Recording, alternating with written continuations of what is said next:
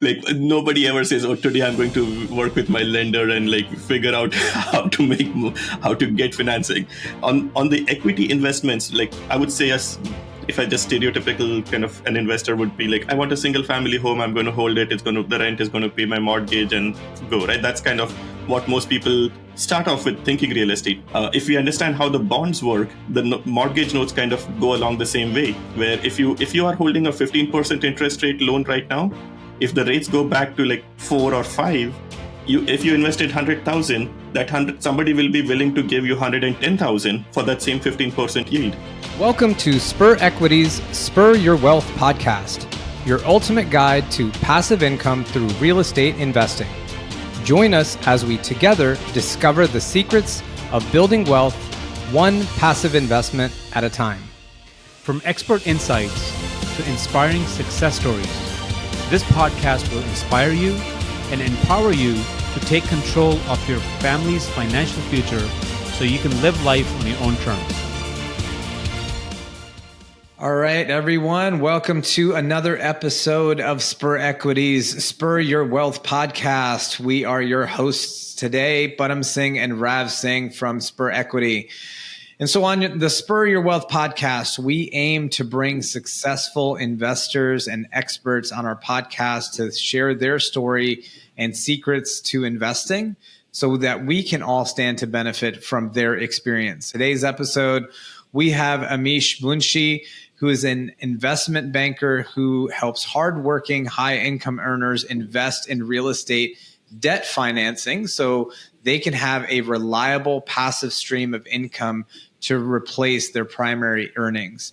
As a licensed mortgage banker, realtor, and fund manager, Amish is the creator of the RERX funds, which invest in real estate debt, specializing in luxury residential real estate, student housing, and assisted living. Amish shares his insights with over 400,000 subscribers to his newsletter, and he hosts Main Street Minds podcast, and he's been a guest speaker on numerous well-known podcasts and investing shows. So welcome, Amish. I'm so happy to have you on the Spur Your Wealth podcast today. Really looking forward to the conversation. Thanks, Param. Good morning to both of you. It was great meeting you in person a few weeks ago, and looking forward to kind of explaining what I do to everyone that's listening over here. Yeah, that's great. It was a true pleasure meeting you as well. We had some opportunities to connect and learn about each other and learn, some of the different ways that we've embarked on kind of real estate investing. For our listeners' benefit, Amish, if you would jump into just kind of how you got started, what your background is, and specifically, the niche that you operate in and how you kind of picked that lane to travel. That's a very interesting question, and I have a super long personal story, and I'll try and keep it brief so that it's interesting. But I started doing real estate investments, simple fix and flip of single family homes, did one simple fix and flip in Sacramento. And then I said, okay, how do we actually do something more around this, right? And I started doing complex fix and flip. This was just the start of COVID 2019 when I got in contract for a project in San Francisco. The numbers looked really good. And I was like, somebody will lend money to me on this. And nobody wanted to lend money on it. Like no hard money was available. And I did another project in San Jose. Within a month or two, I got in contract for that. And there was enough financing available for it. And I was like, the same hard money lenders were willing to finance San Jose, were not willing to finance San Francisco. And that's how I was like, to make sound investment decisions, I need to know where the heck is money flowing. And that's how I got interested in saying, I was like, I loved being on the equity side, but I was like, if I know where the debt is going, where the money is flowing, what are other people seeing, that will help me make better personal equity investments. So that's how I got interested in financing and the hard money loans. And 3-4 years later, we see the difference between San Jose and San Francisco, where it is. Yep. Like, I don't know if the money caused it or the situation caused the money. I still haven't figured that out, whether the chicken came first or the egg, but I've seen the impact of it, right? Like, so I'm like, that's how I got interested in lending. And then following that, I used to do semi-commercial investments. I love the high leverage that residential investments gives me, and I love all the benefits that the commercial real estate gives us, right? Multiple tenants, all of it. So I started with assisted living places, student housing, and short-term rentals. So I wanted multiple tenants, no long-term leases. It's the exact opposite of what most investors want. I did not want long-term leases in any of my investments. So that was the basis of, and it's very difficult in our markets, in California market, to actually cash flow positive. The appreciation is crazy, but the cash, how do we sustain owning that property? It's barely like breaking even, like 20-30% of the PITI is being paid by the rent. And that's where these three segments made the most sense. But even within that, when I look at it long term, I'm like, what is my real return, right? Holding it long term. On an average, properties grow by 5%, right? Between, if you're lucky, maybe 10%. Right? Yeah. Super long term, stereotypical view of real estate, right?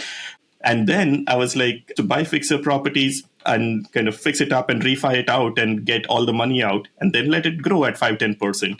So we were basically owning properties free and clear.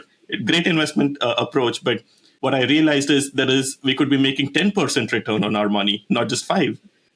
So what I switched over to doing is more of hard money lending. What I realized is the major money was made in construction and upgrades, and then holding it longer term is great. But I figured out ways on the debt side to take care of the taxes, to take care of the tax benefits, and even generate very high returns through debt. And we don't need to be on the equity. And I really like being on the debt side because it's the last person that approves the investment after everything is completely vetted at a very safe investment criteria. And it's the first person that gets paid when the closing happens. And even between the purchase and closing, we are getting paid every single month. Right. I think it's a beautiful place to be at. And I love what you said regarding that your lens was directly on, well, yeah, you could be on the equity side, but on the debt side, you're actually safer and you're making probably higher return in the market that you're in. So it was a no-brainer to get started. Exactly. And so I love that because, a lot of people get fixated that they need to hold on and they need to buy property and keep property, right? Yeah. Because sometimes maybe that's what they've taught or that's what they've seen with their families and the upbringings that people have. But I think, we all need to constantly look into, what is it the return that I'm getting on an investment? And so is this better or is that better? So I love what you did and you talked about it. Maybe you mentioned this earlier, but tell us a little bit about your background, before you got into investing, before you got into debt. What were you previously doing, and how did that sort of lead to getting into the space that you're in right now? Yeah, so I born in the Middle East, raised in India, majority of my life, and then came to US about 2006.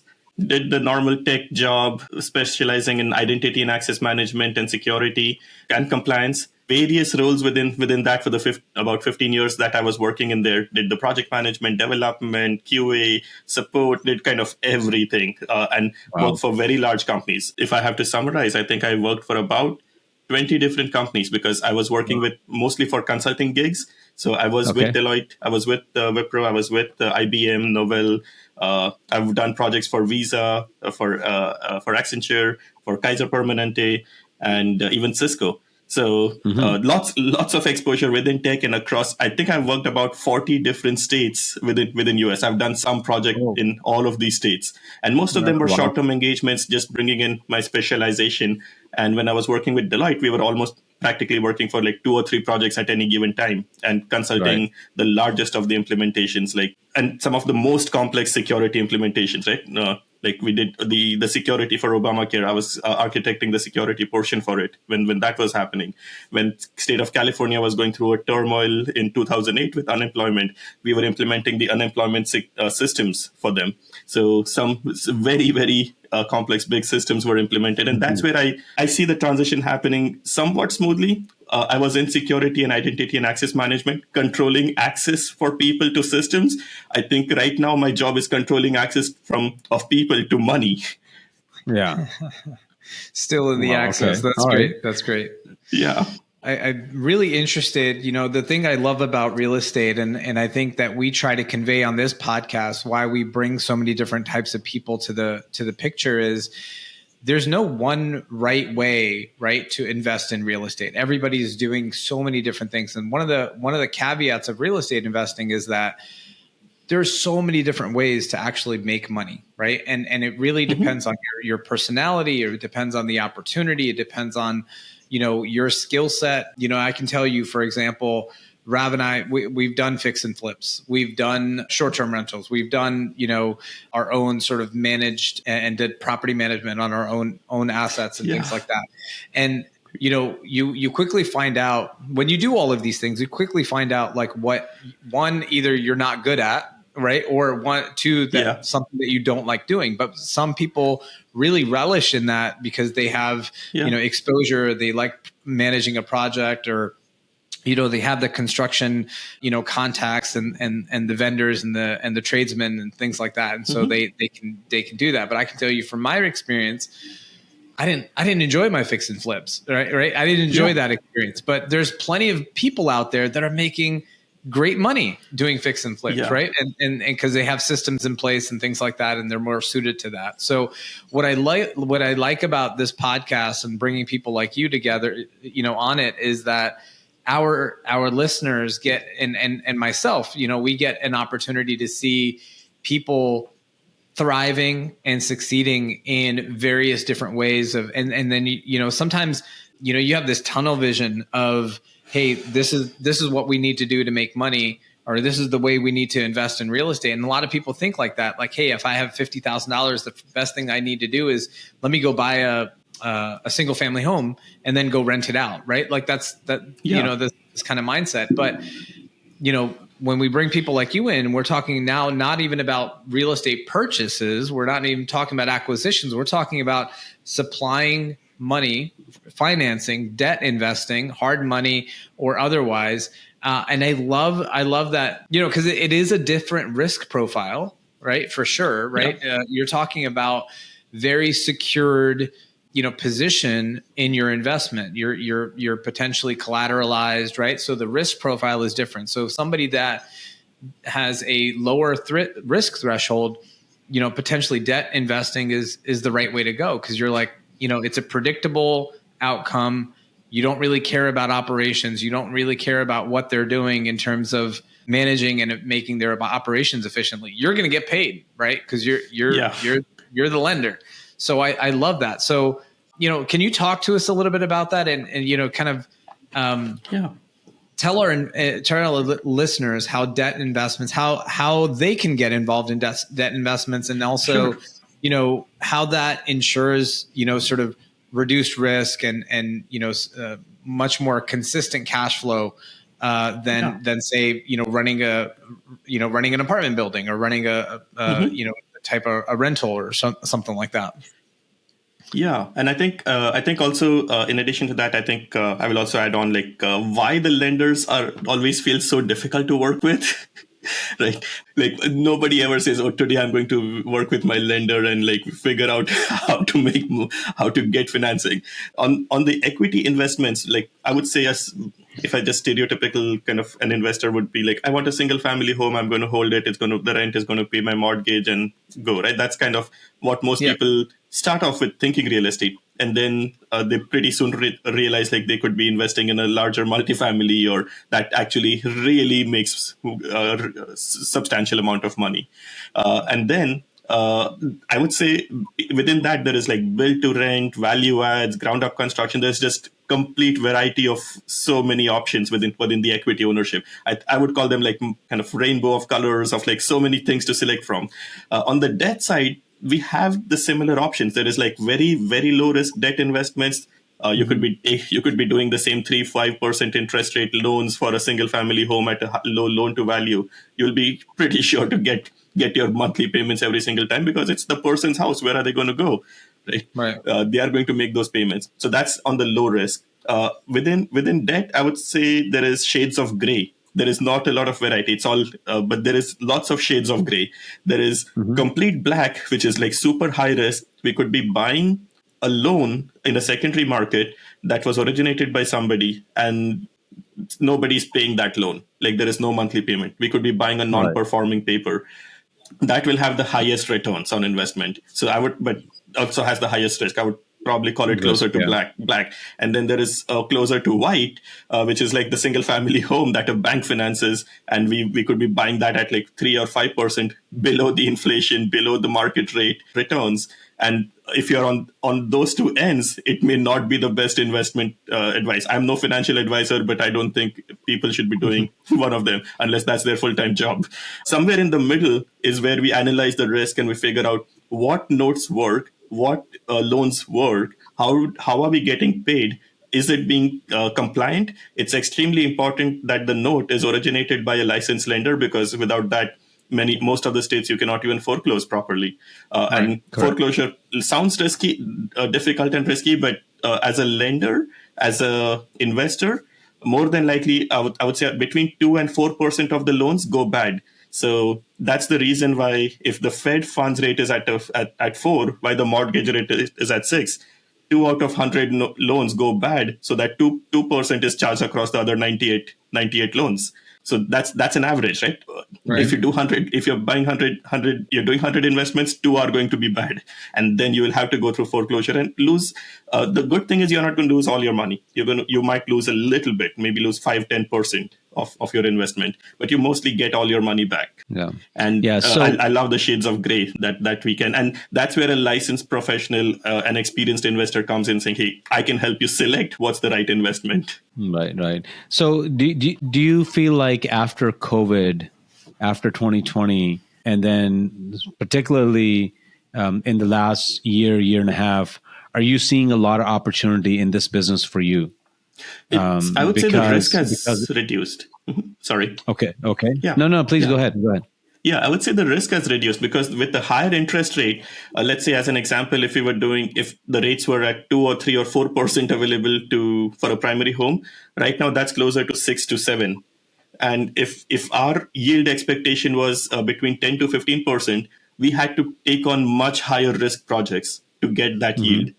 Right? It had to be, we had to give way too many exceptions saying, hey, we will give 90% loan to value, or we don't need reserves on our loans, or we would have to take much higher risk to get the same yield. Now, if the primary rate itself is at 6, 7, 8, 9%, like DSCR loans are almost at between 8 and 10%. If I want a 10% return, I can be super strict saying right now I'm lending close to like 1 year reserves in loans, and people are still taking it at 10, 12%. And that way I'm very well covered on my position. So I think when the rates go high, debt investments make more sense. And if we understand how the bonds work, the mortgage notes kind of go along the same way, where if you are holding a 15% interest rate loan right now, if the rates go back to like 4 or 5, if you invested 100,000, somebody will be willing to give you 110,000 for that same 15% yield. That makes sense. So that totally makes sense. The risk is lower in debt investments for sure right now. I think it's a good time to invest in debt. Right.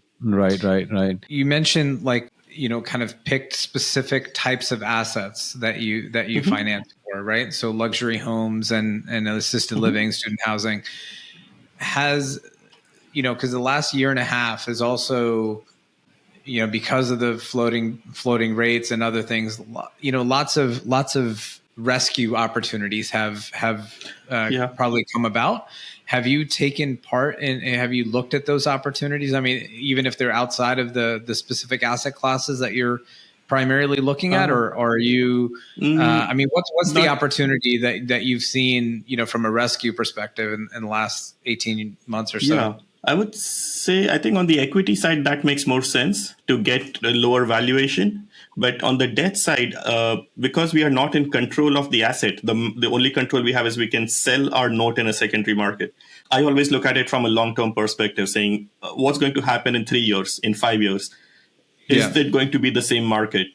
And at that stage, I'm like, I don't select my markets based on market fluctuations. I select my market based on because I'm constantly doing all variety of loans. I keep getting requests for lending which has no home for financing. Like there is literally no a single family assisted living space lending available. On the commercial side, I think there is a little more sophistication, but on the single family RCFE, SBA will finance that provided there is 2 years history. So if somebody wants to create a new assisted living place, there is literally no loan lending option available, and it's a great investment asset. The same is with student housing, and the same is with luxury residential hard money loans. Most hard money lenders want to do simple cosmetic flip, go in, get paid out, do a second loan, right? But there is, and all the experienced rehabbers actually do luxury single family homes. Nobody really wants to do that $25,000-$30,000 cosmetic flip.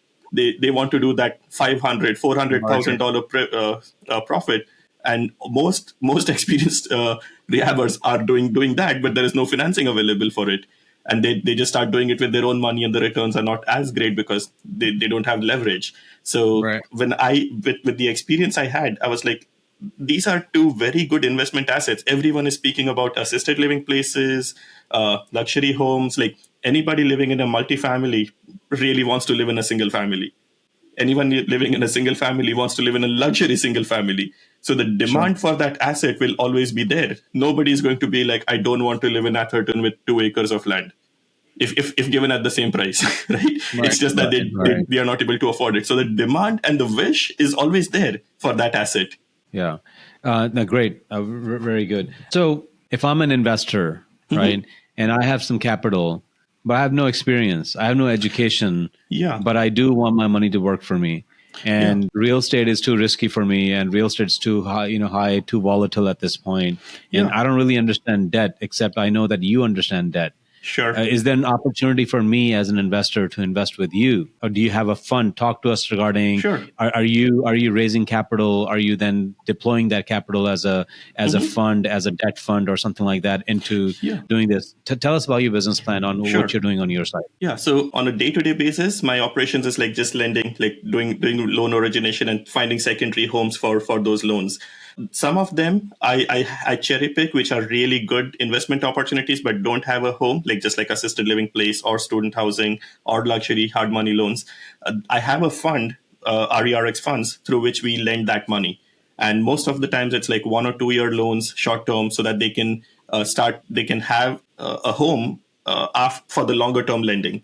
So the experience I have lending normal loans, I know the exit criteria where I will be able to take them after the project is done. So those are the loans that we fund from our fund, and you can definitely invest with. It's an open-ended fund. You can always invest with it. There's a website. I have a webinar that explains all of it on my website, rerxfunds.com, and we can. That's the core of how we operate. Okay. And even within that, if we look at it, I know real estate looks a little scary for some people, saying, hey, this is too much work or too much. I don't know what the operator is going to do. Where do most people invest? Apart from stock exchange, right? Like they will invest in life insurance policies, bonds, have some savings in banks. Where does all of that money go? Almost all of it goes into real estate debt. That's a $36 trillion industry per year. Like the majority of the commercial loans are from life insurance companies. Right. Absolutely. And they're such a big player in the market. A lot of people don't even understand that. Most people think when you have to go borrow money, it's only going to come from big banks, right? And that's not true. There's so many other sources of debt that's available out there in this country. And so from a legal standpoint, as an investor, if I want to understand this vertical on the debt side, and what are some of the legal implications I should be looking at that I need to know if I wanted to lend money to somebody? Yeah, I actually saw a movie coming back from Turkey and India last year. There are very big legal implications in doing lending incorrectly. Just immense implications. It's not only you're losing capital, you could be sued for doing something very wrong. Right. Like a usury rate, right? It's a very complex and big industry, and anywhere there is money, there is going to be complication. That's what I've learned over time. If you start seeing complications, I sometimes think I'm like, okay, that's where there is money. Right. And in the lending, it's a very, very advanced, complex industry. There is probably a million shades of gray in there. Like as an example, if you lend money at 20, 30, 40% interest rate, and if you try collecting that money and they stop paying, I think there won't even be a recourse, even if they have signed a personal guarantee. The legal team will be like, this was absurd. You shouldn't have lent That's money right. at this rate. Right? Like there is That's right. usury rates, which Right. you shouldn't be exceeding. And at the same time, if the lending was done without appropriate due diligence, again, you cannot foreclose or get that money back. In fact, the borrower can come and sue you saying, why did you give me the money? Why did you do shouldn't it? have given me money. And Right. that's where the fund comes in. We being the legal professionals with the licenses, doing the correct loans, and knowing exactly we should be doing something that helps the person in the long run, and having that exit criteria to know that where to take them in 2 years after they have established the business and things are working fine. That's the exit criteria. Do they have the ability to repay? Is the credit good? Are we doing a good loan? Or are we just trying to take advantage of them? There's a very, very good fine line that we have to balance. And I'm sure a lot of people on the call and, have had experience with lenders, and you alluded to it before where, it's not anybody's favorite thing to do. Let me work with the let me work with the lender and try to figure this out. But I think the most successful relationships that I've seen, especially in repeat lending, right? Like where you can go and have a relationship with a lender where one, they know you're going to execute on your business plan, and then you can continue to go back to them because they were fair in their terms and, according to what's happening. So no one's trying to take advantage of one another. I think the most successful long-term relationships that we've seen and we have are through relationships where, everyone's kind of done what they said they were going to do.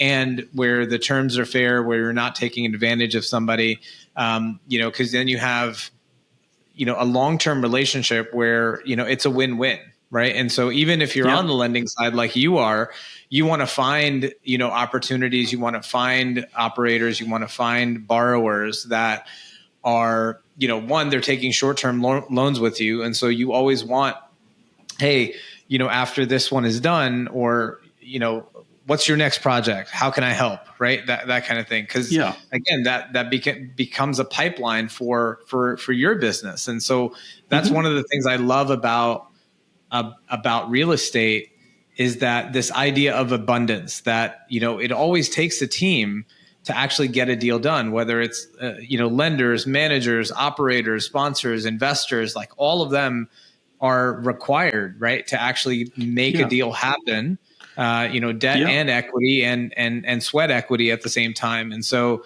looking at all of these players as partners and forming relationships that are going to be, that are going to have longevity, because in that relationship, in that longevity is everyone's success. So I love, that's one thing I love about the space, and getting to meet people like you, folks that are doing, different things in real estate, but then it complements the things that we're doing, right? As fund managers, as real estate acquisition, teams, where we can work together to actually take a project down, right, together and partner. So I love that sort of partnership aspect of it.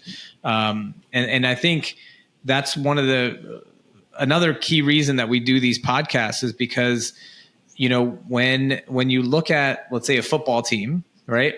Or you look at a basketball team, you look at a football team, it takes the whole team to actually, drive to success. But you as an outside person, kind of take stock of, okay, what is my skill set and what role can I play on this team? What role will I enjoy playing on this team to be able to make this happen? A lot of times what investors think about, especially when we talk about real estate, is that I'm a one-man team, and it never works that way, right? I mean, you're taking so much headache, right? You're taking so much stress just on yourself to be an expert in all of the different things that it takes, even if it's just, and I know this from personal experience, right? Like I had that mindset, like, oh, if I'm going to buy an apartment building, me and Rav bought an apartment building together. And I was like, dude, I got to know everything. I got to know everything that's happening. I need to know how to process evictions. I need to know how to, fix toilets. I need to get the calls, but it doesn't work that way. Like you only have so much to give. And so surrounding yourself with people that are the experts in all of those different things really allows you to do more good, better, and have success, long-term success, because you're not burnt out after the first deal. You're actually able to scale and do more deals because you're playing a role on a team that gets to play more games, essentially, right? Yeah. Yeah. And I think a lot of I know, Rav, you mentioned a little bit about COVID and risks. I think COVID was great for real estate. I think it's been great for the US economy as well. I think things are just, it's been difficult to contain this economy, right? To keep it down. We were thinking that the valuation of real estate might go down with higher rates, but it's sustaining, it's surviving through this. And on the debt side, I would say, and the 2008 was really the only recession or where real estate actually went down. And the reason was the recession was caused because of the lending. There is, with the Dodd-Frank Act and with everything that's happening, just as you mentioned, Param, there is very good segregation of duty. It's like the lender is not the only one running and taking decisions and doing things. There is a title company, there is an appraiser. Lender is not allowed to speak with the appraiser. There is a lot of laws that were implemented in 2008 to ensure this thing runs as a squeaky wheel in a probably overregulated, but it's a much safer place to be in today's world. And there is no way I could be doing this by myself. We need everyone coming together. Yeah. Amish, I have one last question for you. And I know we're running a little late on time, but quickly. So, a lot of investors come to the real estate side because of tax benefits, because of depreciation, because of anything else that they can take to write off. How does that work on the debt side? Are there any benefits to the investor on the debt side? So depends on the way the debt is structured. If it's if there is REITs, or if you're investing from your retirement accounts, then you get some of those same benefits. But then we also have to realize the tax advantages that we are speaking about are basically just deferring taxes, right? Someday that is due. And hopefully you just don't get that bill. But over here, instead of that, we could the power of compounding comes in. I think if you end up paying, if you're able to get a higher yield, it's okay to pay the 10-15%. And it's part of a limited partner, right? So you're paying long-term capital gains on all of this. So it's a small tax to be paid, but you're done with it. Or if you're investing through a retirement account or some other ways, there are UBIT benefits that you can take advantage of that can also help. So I would still say the tax advantages on the equity side is definitely more, but there are some advantages that you can take on the debt side. Okay. All right. Well, thanks for the clarification. So, Amish, we've navigated through the last, 18 months, and we're still sort of navigating through the economy. But, in every market, in every economy, what Rav and I have seen, and we've talked to other people, is there's always opportunity. So what gets you excited about 2024, with what we're hearing from the Fed, what's happening in the real estate market, what's happening in the lending market?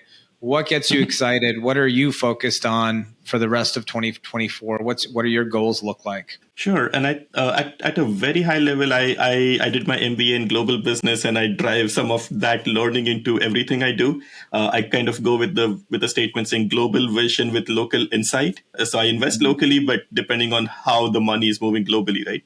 What we are seeing right now is there is a lot of money moving from rest of the world into the US, and a lot of manufacturing actually going down to Mexico. I think it's not people's wish that they're trying to go to the Sunbelt states. I think it's just a lot more jobs are being created over there because of a lot of manufacturing moving south, right? Within southern USA and towards Mexico. So I see a lot of opportunity in the southern, the small states that we call them. Everywhere, even in today's market, Texas, Florida is thriving beyond imagination, right? Some areas are not doing as good, but most of it, and if we have to generalize, the entire I was very surprised to see San Diego doing good, right? It's doing phenomenal. It's one of the highest appreciating market in entire US, and I was like, how does that work with high interest rates? I see, and that's how I invest my money as well. In debt, we are also looking at the same numbers, saying where are we investing? What are the industries that are doing good? What are the industries that will do good in 3 to 5 years? And those are the regions where we invest. So you mentioned this earlier, and I know we're pushing on time, but I really want to get this point. So you mentioned your entry into this was you were looking for debt, and you saw lenders not willing to lend in a certain area and then lending in another area, and so you're like, follow the money, right? Because that really tells you, because lenders do a lot of due diligence as to where money should be flowing. So how do you do that today? And how can an investor do that today in seeing, okay, where is lending, where are lenders getting excited about? And so if lender money is going there, if debt is going there, then perhaps there's an opportunity for me from an acquisition standpoint that's where I should be looking, right? Because that's what gets lenders excited. Yeah, and I think that's where the understanding of lending also comes in. Like, as an example, I cannot differentiate or discriminate based on regions and locations. If for the capital coming from federal sources or larger institutional investment, we are not allowed to differentiate. Otherwise, that will cause the damage. But what if people are look at where the private debt is going? Where is that happening? Are people giving more favorable terms in certain regions? Are they looking at certain specific projects that are being funded more preferentially? That's where we should be investing. And the same kind of criteria that we see to do an equity investment, we do the same analysis on the debt investments, because at any given time, the debt is like 75-80% of the money on a project. Yeah, no, that makes sense. Well, that's great. So as we wrap up, Amish, I want, obviously our listeners have gotten a lot of content out of this episode, and probably a new thing to start Googling and looking at. But since you're in this space, and people, if folks want to know how to invest, in this way, and also through your fund, RERX fund, and learn more about that, how do they get in touch with you? How do they, what resources, can you point them to learn more about, this specific topic? Yeah, so reach out to me. There is plenty. Once you start understanding how the world works, there is plenty of information out there for it. There is plenty of YouTube videos and some other options available. You can also reach out to me at my email, info@rerxfunds.com, and RERX stands for Real Estate Prescription. So this was my goal to investors, saying, hey, how do I get them a solution for the problems that they might be having or they might be facing? So that's where the word RERX came from. And so you can reach me at info@rerxfunds.com, or even my cell phone directly. It's all, there is a number on my website. You can just reach me over there. Excellent. That's great. Thank you so much. So folks, rerxfunds.com is the website that you want to head to connect with Amish and find out all about what he does with his fund, and potentially even work with him directly to invest your money in this way. So that's all the time we have today. Amish, I really want to thank you for sharing your story, and I love hearing how people kind of navigated and got to a specific place within investing. And so I love hearing that from different folks. So thank you for sharing your story on that, and thank you for educating us on debt investing.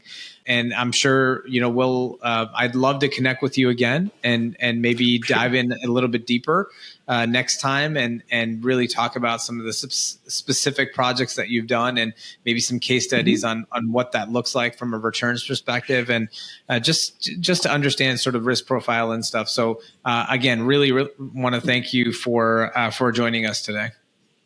Great. Thanks, Param. Thanks, Rav. It was great speaking with both of you, and having the opportunity to speak with all the investors at Spur Equity. Great. Thank you. And for our listeners, thank you for tuning in to today's episode of the Spur Your Wealth podcast. Again, we are Param Singh and Rav Singh from Spur Equity. Remember that your journey to financial freedom begins with knowledge and action, where knowledge is power, but action is superpower. So until next time, happy investing. Thank you for joining us on this episode of Spur Your Wealth podcast. We hope you enjoyed the valuable insights and inspiration. Don't forget to subscribe to our podcast and stay updated on future episodes filled with actionable tips and strategies. If you want more information about our investment projects, visit us at SpurEquity.com. If you have an inspiring story to share and would like to be a guest on our podcast, email us at podcast@SpurEquity.com.